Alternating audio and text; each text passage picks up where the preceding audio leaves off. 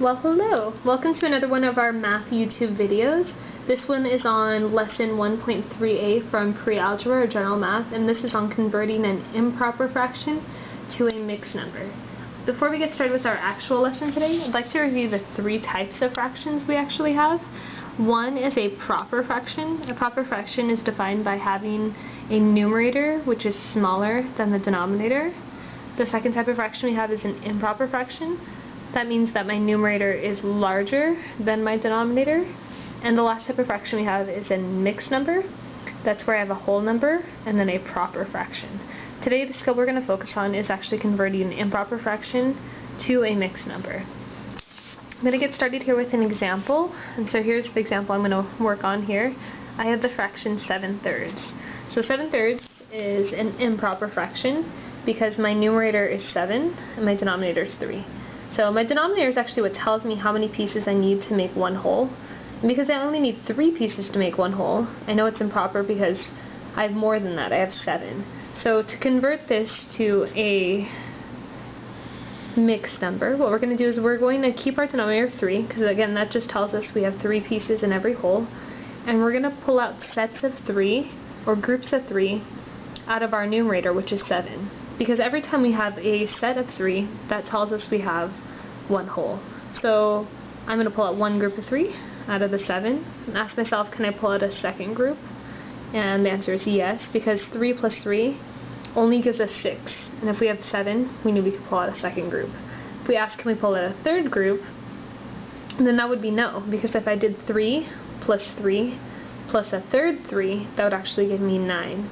And I only have 7 pieces. If I'm already at 3 plus 3, which is 6, I know my leftover is just plus 1 extra piece.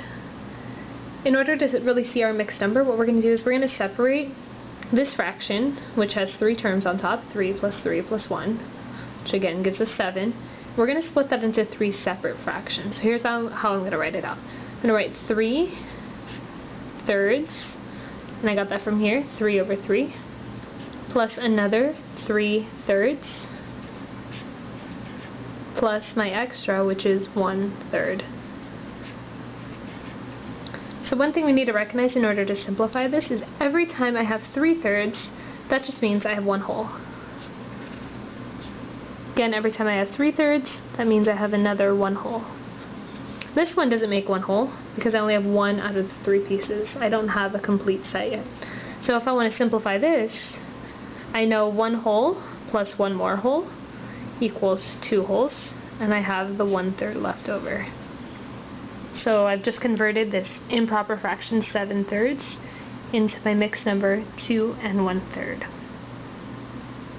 I'm going to show you one more example, and that's with a little bit of a larger numerator. This time I have 19/5. So my denominator again tells me how many pieces I need to make a whole. So I'm going to keep my denominator of 5. And this time, because I need 5 pieces to make a whole, I'm going to pull out groups of 5 out of my numerator 19. So 5 plus 5 gives me to 10. I can pull out another set because it gets me to 15. But I can't pull out a 4th set because a 4th set would get me to 20. I only have 19 pieces. So if I'm at 5 plus 5, which is 10, 10 plus 5 is 15. To get me to 19 pieces, I have an extra plus 4. Now I have 4 terms on this numerator, so I'm going to split that into 4 separate fractions. So I'm going to write 5/5, plus another 5/5, plus a third 5/5, plus the extra, which was my 4/5. Again, we need to recognize that when I have 5/5, that's actually equal to 1 whole. When I have 5/5, that's equal to 1 whole. And lastly, when I have 5/5, that's equal to 1 whole. This last fraction does not give me 1 whole because I only have 4 out of the 5 pieces.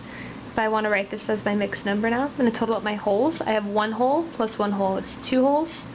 2 wholes plus an additional 1 whole gives me 3 wholes altogether. And then I have 4/5 as my extra piece. So I've just converted the improper fraction 19/5 to its equivalent mixed number, 3 wholes and 4/5. So that's pretty much it for my review, but I want to give you an opportunity to practice this on your own. So I've got a few problems for you. So if you're watching this on our YouTube channel, what you're going to do is you're going to press pause, and this is your opportunity to kind of copy down these problems. In the text box below this video, you'll see an explanation with the answers, so that you can check to see how well you did on your own.